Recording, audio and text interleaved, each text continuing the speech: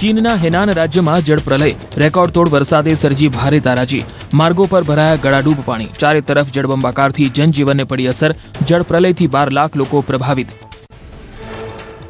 હેનાનમાં પાણી બધું તાણી ગયું, વાહનો ઘર પણ પાણીના પ્રવાહમાં ધસ્યા, મેટ્રો સેવા પણ થઈ અસરગ્રસ્ત। ઝેંગજોઉ સહિતના પ્રદેશોમાં માત્ર થોડા જ કલાકોમાં ઇતિહાસનો સૌથી વધુ વરસાદ નોંધાયો, મોટી સંખ્યામાં નાગરિકોનું કરવું પડ્યું સ્થળાંતર।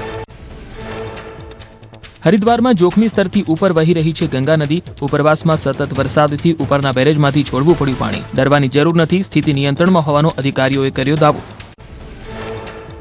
નોઈડામાં સેક્ટર 116 સહિત આસપાસના વિસ્તારોમાં જામ્યો વરસાદ, હળવા વરસાદ બાદ વાતાવરણમાં ફેલાઈ ઠંડક, વરસાદી માહોલમાં વિઝિબિલિટી ઘટતા વાહન ચાલકોને ભોગવવી પડી મુશ્કેલી। રાજધાની દિલ્હીમાં વરસાદી માહોલ યથાવત, સતત વરસાદથી શહેરના તાપમાનમાં નોંધપાત્ર ઘટાડો, ઝરમર વરસાદથી વાતાવરણ બન્યું ખુશનુમા। અસમમાં પૂરનો કહેર યથાવત, મૃત્યુઆંક વધીને 97 થયો, 15 જિલ્લાઓમાં પૂરના પાણી ફરી વળતા 1.68 લાખથી વધુ લોકો પ્રભાવિત, પૂરગ્રસ્ત વિસ્તારોમાં પીવાનું પાણી, અનાજ અને તબીબી સહાય પૂરી પાડવા માટે વિશેષ ટીમો તૈનાત।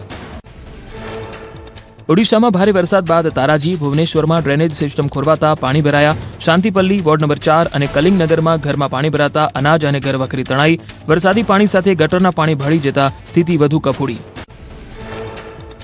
આગામી 7 દિવસ વરસાદની આગાહી, હવામાન વિભાગે વ્યક્ત કરી સંભાવના। 8-9 ઓગસ્ટે થંડરસ્ટોર્મ સાથે વરસાદની આગાહી। અત્યાર સુધી રાજ્યમાં 730 મિલીમીટર વરસાદ વરસ્યો, ઉત્તર મધ્ય દક્ષિણ ગુજરાતમાં 31% વધુ વરસાદ। ફરીથી હવામાનમાં આવશે પલટો, હવામાન નિષ્ણાત અંબાલાલ પટેલનું અનુમાન, બંગાળ ઉપસાગર અને અરબ સાગરના ભેજના કારણે પડી શકે વરસાદ, સાયક્લોનિક સર્ક્યુલેશનને કારણે વરસાદની સંભાવના। 8 અને 9 ઓગસ્ટે વરસાદની અંબાલાલ પટેલની આગાહી, ઉત્તર ગુજરાતમાં વરસાદની સંભાવના, સાબરકાંઠા, બનાસકાંઠા, અરવલ્લીમાં પડી શકે વરસાદ, કોઈ ભાગમાં 3 ઇંચથી વધુ વરસાદની સંભાવના। 14 ઓગસ્ટે કેટલાક ભાગમાં પડી શકે ઝાપટા, 23મીથી ફરી વરસાદનો નવો રાઉન્ડ શરૂ થવાની સંભાવના, પશ્ચિમ સૌરાષ્ટ્રમાં પડી શકે સારો વરસાદ, સપ્ટેમ્બર મહિનામાં પણ વરસાદની અંબાલાલ પટેલની આગાહી।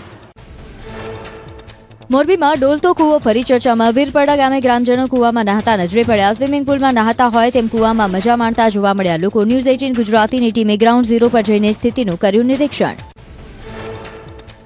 મોરબીના કૂવામાં હિલચાલ મામલે કલેક્ટરનું નિવેદન આપવામાં ન આવવા લોકોને કરી અપીલ, કહ્યું ગાંધીનગરથી ટીમ બોલાવી પાણીના સેમ્પલ લઈને વૈજ્ઞાનિક તપાસ શરૂ કરાઈ।